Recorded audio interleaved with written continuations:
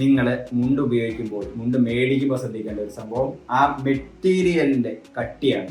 കാരണം കട്ടിയില്ലാത്ത മെറ്റീരിയലാണ് നമ്മൾ ചൂസ് ചെയ്യുന്നതെങ്കിൽ സാധനം നിഴലടിക്കും.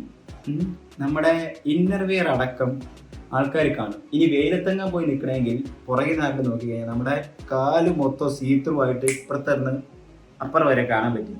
മുണ്ട് വാങ്ങുമ്പോൾ ഒന്നില്ലെങ്കിൽ ഒരു ഡബിൾ മുണ്ട് എടുക്കുക. പക്ഷെ ഡബിൾ മുണ്ട് അത്ര പ്രാക്ടിക്കൽ അല്ല സിംഗിൾ മുണ്ട് വെച്ച് നോക്കുമ്പോൾ.